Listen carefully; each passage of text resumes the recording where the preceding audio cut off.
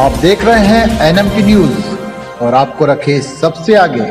शरद पवार से मुलाकात पर सवाल सुनकर भड़के अजित पवार बोले, मुझे नहीं पता कि महाराष्ट्र में हाल ही में उप मुख्यमंत्री और एनसीपी प्रमुख अजित पवार और एनसीपी एसपी प्रमुख शरद पवार साथ में दिखे थे, जिससे राजनीति में संभावित बदलावों के कयास लगाए जाने लगे। यह मुलाकात सतारा के छत्रपति शिवाजी कॉलेज में रैयत शिक्षण संस्था की प्रबंध परिषद की बैठक के दौरान हुई। हालांकि यह एक शैक्षणिक संस्था की औपचारिक बैठक थी, लेकिन जैसे ही मीडिया ने इसे लेकर सवाल उठाए, अजित पवार भड़क गए।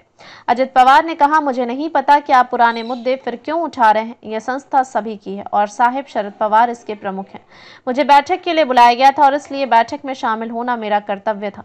2023 में अलग हुए थे अजित पवार। दरअसल यह बैठक तब चर्चा में आई जब शरद पवार, अजित पवार, एनसीपी नेता दिलीप वलसे पाटिल और कांग्रेस नेता विश्वजीत कदम एक ही मंच पर बैठे नजर आए। चाचा भतीजे के बीच जुलाई 2023 में राजनीतिक दूरी तब बढ़ गई थी जब अजित पवार पार्टी के कुछ विधायकों को साथ अलग अलग हो गए और एक नाथ शिंदे सरकार का हिस्सा बने। इसके बाद दोनों गुटों के बीच लगातार टकराव की स्थिति बनी रही है।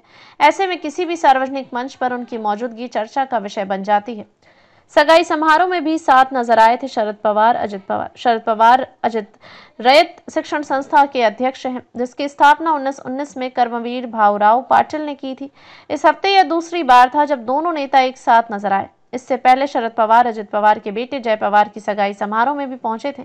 रैयत शिक्षण संस्था के अध्यक्ष शरद पवार ने बताया कि बैठक में रैयत नामक एक मासिक पत्रिका शुरू करने का फैसला लिया गया, जिसमें शिक्षा, विज्ञान, स्वास्थ्य, साहित्य और सामाजिक विषयों पर लेख शामिल होंगे। साथ ही उन्होंने यह भी कहा कि कृत्रिम बुद्धिमत्ता, रोबोटिक्स और 3D प्रिंटिंग जैसे आधुनिक तकनीकी विषयों पर पाठ्यक्रम भी शुरू किए जाएंगे। राजनीतिक विश्लेषकों का क्या है कहना। राजनीतिक विश्लेषकों का मानना है कि भले ही यह मंच शैक्षणिक था, लेकिन शरद और अजित पवार के साथ मौजूदगी ने राज्य की राजनीति में नई अटकलों को जन्म दे दिया है, खासकर तब जब 2024 के चुनावों में अजित पवार की एनसीपी ने 41 सीटें जीती, जबकि शरद पवार गुट को मात्र 10 सीटों पर ही सफलता मिली थी। फिलहाल तो दोनों नेताओं ने राजनीतिक समीकरणों पर कुछ भी कहने से इनकार कर दिया है, लेकिन आने वाले दिनों में इन मुलाकातों के मायने क्या होंगे, इस पर सभी की नजरें टिकी हैं।